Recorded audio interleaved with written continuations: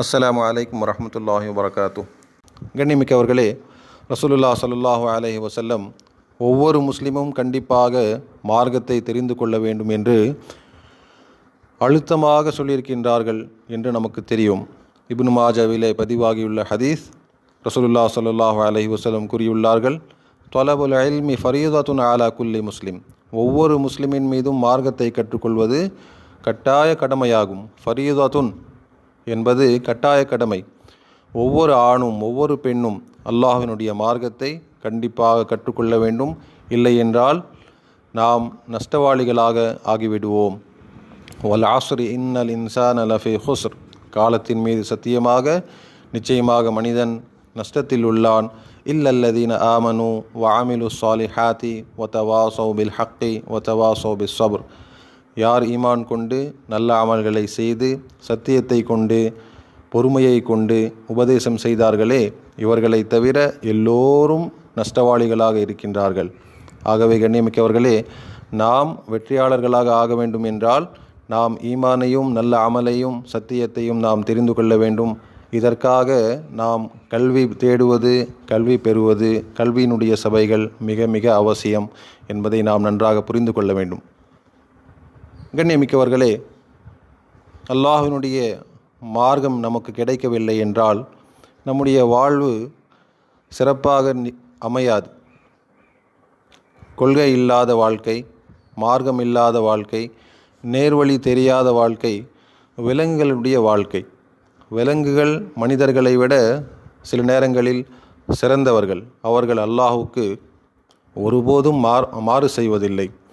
ரப்பினுடைய கொடைகளை அவர்கள் மறுப்பதில்லை. அல்லாஹ்விற்கு அவர்கள் மாறு செய்வதில்லை. மனிதர்களும் ஜின்களும் தான் அல்லாஹ்வை தெரியாமல் மாறு செய்கின்றார்கள், இணை வைக்கின்றார்கள், பாவங்களில் ஈடுபடுகின்றார்கள்.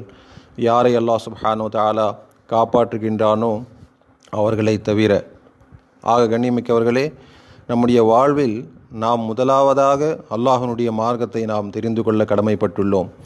அல்லாஹ்வினுடைய மார்க்கத்தை தெரிந்து கொள்வதுதான் ஒரு அடியானின் மீது முதலாவதாக கடமையாகின்றது. அடுத்ததாக தான் மற்ற விஷயங்கள், மற்ற கல்விகள் எல்லாம். நாம் இன்று பார்த்தோம் என்று சொன்னால், முஸ்லிம்களாகிய நாம் உலகத்திற்காக தான் நாம் முக்கியத்துவம் தருகின்றோம். உலக கல்விக்காக தான் நாம் நம்மையும் நம்முடைய குழந்தைகளையும் ஊக்குவிக்கின்றோம். அதற்காக நம்முடைய நேரத்தை நாம் செலவிடுகின்றோம். எல்லா வகையான முயற்சிகளையும் நாம் மேற்கொள்கின்றோம். ஆனால் அல்லாஹ்வினுடைய மார்க்கத்தை பற்றி நாம் பார்த்தோம் என்றால் மார்க்கத்தை கற்றுக்கொள்ள முன்வருவதில்லை. மறுமையை பற்றி நமக்கு அச்சமில்லை. அதே போன்று மறுமையை நாம் அதை பற்றி அதிகமாக கவலைப்படுவதில்லை என்பதையெல்லாம் நாம் நம்முடைய வாழ்விலும் நம்முடைய சுற்றுப்புறத்திலும் நாம் கண்டிப்பாக பார்க்க முடியும். கண்ணியமிக்கவர்களே, அல்லாஹ் சுப்ஹானஹு வ தஆலா நம்மை வீணாகவோ விளையாட்டிற்காகவோ நோக்கமில்லாமலோ படைக்கவில்லை. அல்லாஹ் சுப்ஹானஹு வ தஆலா சூரா அல் முஃமினூனில் குறிப்பிடுகின்றான், அஃப ஹஸிபுதும் அன்னமா ஹலக்னாகும் அபஸா வ அன்னகும் இலைனா லா துர்ஜஊன். நீங்கள் வீணாக படைக்கப்பட்டுள்ளீர்கள் என்று நினைத்து கொண்டீர்களா? வ அன்னகும் இலைனா லா துர்ஜஊன். நீங்கள் நம்மிடத்தில் திரும்ப வரமாட்டீர்கள் என்று நினைத்து கொண்டீர்களா? ஃபதஆலல்லாஹுல் மலிகுல் ஹக். உண்மையான அரசனாகிய அல்லாஹ் சுப்ஹானஹு வ தஆலா இவ்வாறான காரியங்களில் இருந்து மிக உயர்ந்தவன். லா இலாஹா இல்லாஹு. அவனை தவிர உண்மையில் வணக்கத்திற்குரியவன் யாரும் இல்லை. வஹுவ ரப்புல் அர்ஷில் கரீம். அவன்தான் கண்ணியத்திற்குரிய அர்ஷின் அதிபதி. கண்ணியத்திற்குரியவர்களே, அகீதா என்றால் என்ன? அகீதா என்ற வார்த்தை ஒரு சிலருக்கு புதிதாக இருக்கலாம். ஈமான், அகீதா, ஷரியா என்ற வார்த்தைகள் எல்லாம் மார்க்கத்தினுடைய கலை சொற்கள். அகீதா என்பது நம்பிக்கை சார்ந்த விஷயங்கள், கொள்கை என்று நாம் சொல்கின்றோம் அல்லவா? அதை தான் அரபியில் அகீதா என்று சொல்கின்றார்கள். அகத யாகிது அக்தன் என்று அரபியிலே நாம் சொன்னோம் என்றால் கட்டுவது என்று அர்த்தம். கட்டுவது. ஒக்குதத்துன் என்பது முடிச்சு, நாட் என்று சொல்கிறோம் இல்லையா இங்கிலீஷில். ஒரு சில உறுதியான விஷயங்கள் மூலம் நம்முடைய இதயத்தை கட்டிக்கொள்வது, நம்பிக்கை சார்ந்த விஷயங்களால் நம்முடைய இதயத்தை கட்டிக்கொள்வது. இப்போ அகீதா என்பது ஒரு சில விஷயங்கள் ஒரு சில விஷயங்களை உள்ளத்தால் உண்மைப்படுத்தி மனம் திருப்தி அடையும். மனம் என்ன செய்யும்? திருப்தி அடையும். சில விஷயங்களை உள்ளம் உண்மைப்படுத்தி திருப்தி அடையும். அதற்கு அடுத்து அது மிக உறுதிமிக்க விஷயங்களாக ஆகிவிடும். எந்த ஒரு காரணத்திற்காகவும் அதனை மனிதர்கள் விட்டு கொடுக்க மாட்டார்கள். இவ்வாறான விஷயங்களை தான் அகீதா என்று சொல்கின்றோம். சில விஷயங்களை உண்மைப்படுத்தி மனம் அதனை திருப்தி அடைந்து அது உறுதிமிக்க விஷயங்களாக ஆகிவிடும். அதனை ஒருபோதும் அவர்கள் விடமாட்டார்கள். அதனை தான் கொள்கை அகீதா என்று நாம் சொல்கின்றோம். சில நேரத்தில் அகீதா சரியான விஷயங்களாகவும் இருக்கலாம். சில நபர்களிடம் தவறான விஷயங்களை அவர்கள் நம்பிக்கை கொண்டு அதையே அவர்கள் உறுதியாக நம்பவும் செய்யலாம். கண்ணியமிக்கவர்களே, நாம் அகீதா என்று சொல்லுவது உசூலுல் ஈமான், அதாவது அல்லாஹ் சுப்ஹானஹு வ தஆலாவை உறுதியாக நம்புவது, மலக்குமார்களை, அவனுடைய கிதாபுகளை, ரசூல்மார்களை, மறுமை நாளை, அதே போன்று அல்லாஹ் சுப்ஹானஹு வ தஆலா நிர்ணயித்த விதியினுடைய நன்மை தீமையை உறுதியாக நம்புவது. இதனை தான் உசூலுல் ஈமான் என்று சொல்கின்றோம், அல்லது உசூசுல் அகீதத்தில் இஸ்லாமியா, இஸ்லாமிய கொள்கையின் அடிப்படை அம்சங்கள். இஸ்லாமிய கொள்கையின் அடிப்படை அம்சங்கள் அல்லாஹ் சுப்ஹானஹு வ தஆலாவை உறுதியாக நம்புவது, அதே போன்று அவனுடைய மலக்குமார்கள், அவனுடைய கிதாபுகள், அவனுடைய ரசூல்மார்கள், மறுமை நாள் மீது நம்பிக்கை, அதே போன்று அல்லாஹ் சுப்ஹானஹு வ தஆலா நிர்ணயித்துள்ள நன்மை தீமையை நம்புவது. இந்த விஷயங்களை உறுதியாக நம்புவதற்கு பெயர்தான் அகீதா. கண்ணியமிக்கவர்களே, நாம் அகீதாவை ஏன் தெரிந்து கொள்ள வேண்டும் என்றால் இதற்காக பல காரணங்கள் உள்ளன. நாம் ஏற்கனவே சொன்னதை போல் அல்லாஹ் சுப்ஹானஹு வ தஆலா நம்மை அவனை மட்டுமே வணங்குவதற்காக படைத்துள்ளான். வமா ஹலக்துல் ஜின்ன வல் இன்ஸ இல்லா லியஅபுதூன்.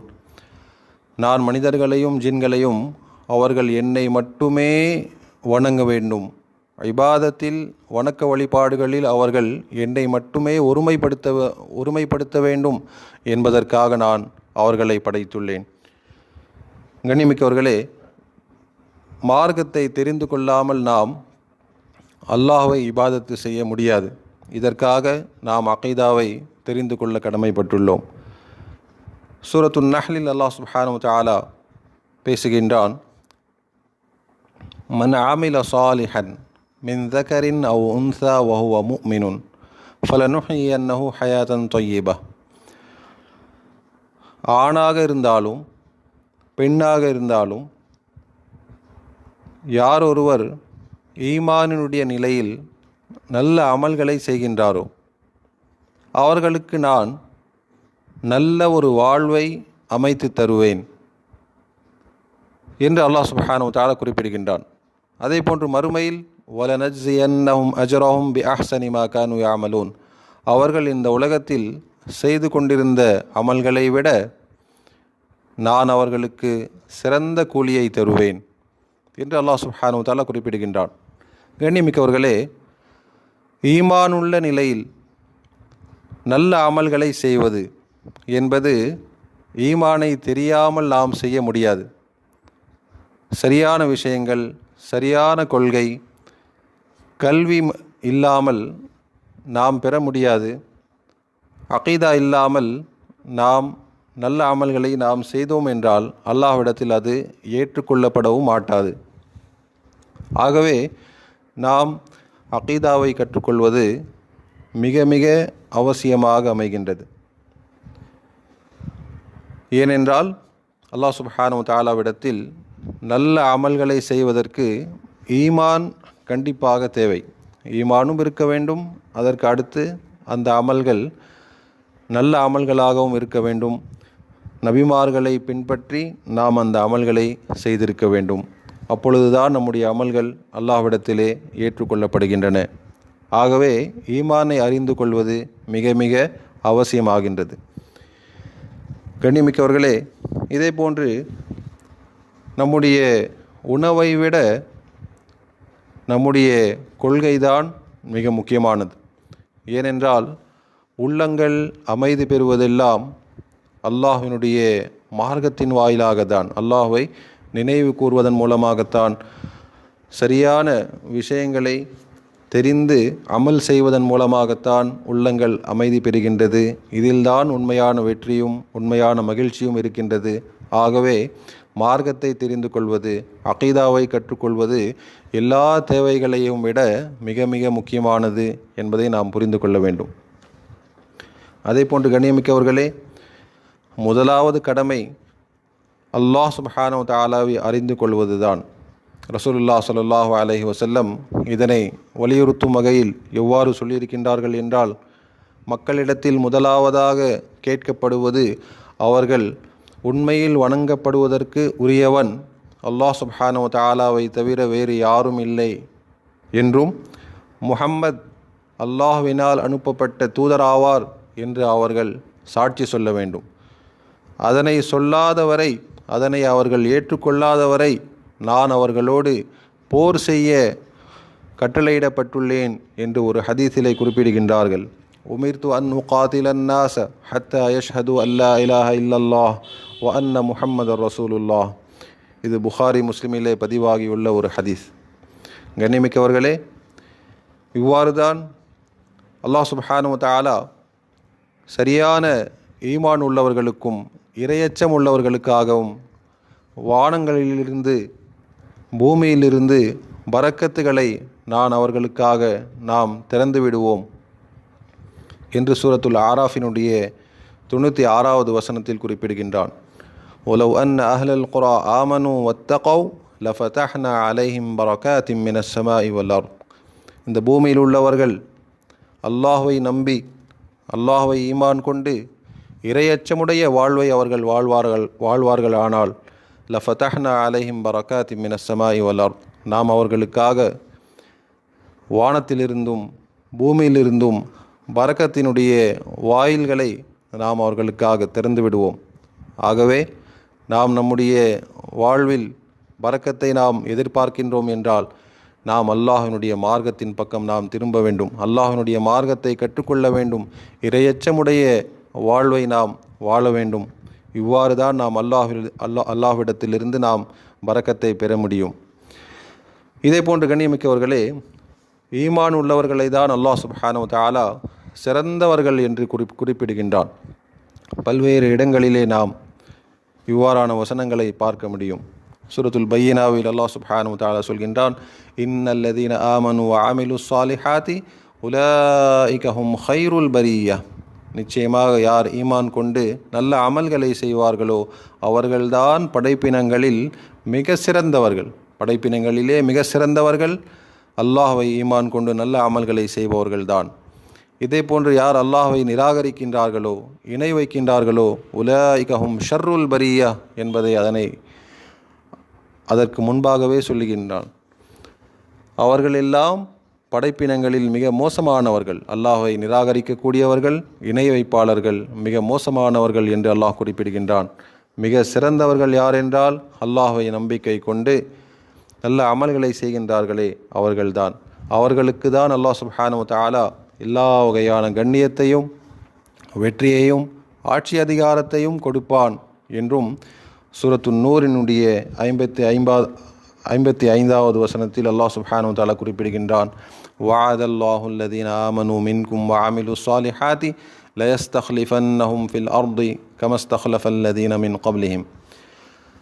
உங்களில் ஈமான் கொண்டு நல்ல அமல்களை செய்பவர்களுக்கு நாம் இந்த பூமியிலே ஆட்சி அதிகாரத்தையும் ஏற்படுத்தி தருவோம்.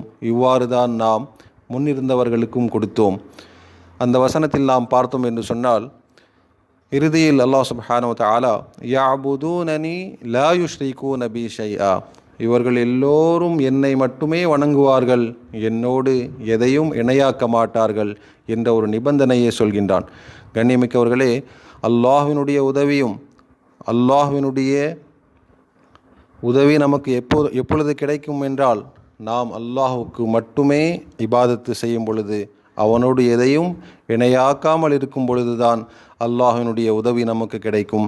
அல்லாஹ்வினுடைய மார்க்கம் தெரியாமல் அல்லாஹ்வுடைய சட்டங்களை புறக்கணித்து நாம் அல்லாஹுக்கு மாறு செய்தோம் என்றால் நிச்சயமாக இந்த உலகத்திலும் மறு உலகத்திலும் நமக்கு வெற்றியும் கிடைக்காது, எந்தவிதமான உதவியும் நமக்கு கிடைக்காது என்று நாம் தெரிந்து கொள்ள வேண்டும்.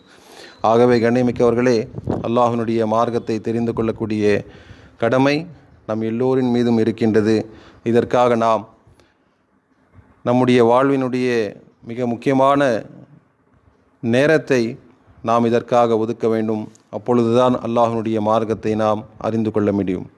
கண்ணியத்திற்குரியவர்களே, இந்த அகீதா நமக்கு என்ன பயன் தரும்? அல்லாஹ் சுப்ஹானஹு வ தஆலா சூரா இப்ராஹீமில் குறிப்பிடுகின்றான், அலம் தர கைஃப ضربல்லாஹு மஸலன் கலிமத்தன் தொய்யிபத்தன் கஷஜரத்தின் தொய்யிபத்தின் அஸ்லுஹா சாபித்துன் وفرعها في السماء تؤتي أكلها كل حين بإذن ربها ويضرب الله الأمثال للناس لعلهم يتذكرون. கவனமாக கேளுங்கள். அல்லாஹ் சுப்ஹானஹு வ தஆலா சூரா இப்ராஹீமினுடைய 24வது 25வது வசனத்திலே குறிப்பிடுகின்றான், நபியே, நல்வாக்கியத்திற்கு அல்லாஹ் சுப்ஹானஹு வ தஆலா எவ்வாறு உதாரணம் கூறுகின்றான் என்பதை நீர் கவனிக்கவில்லையா? அது ஒரு நன்மரத்தை போன்றது. அதனுடைய வேர் பூமியில் ஆழமாக பதிந்ததாகவும் அதன் கிளைகள் வானத்தில் மிக உயரம் வரை சென்றுள்ளன என்பதை நீங்கள் பார்க்கவில்லையா?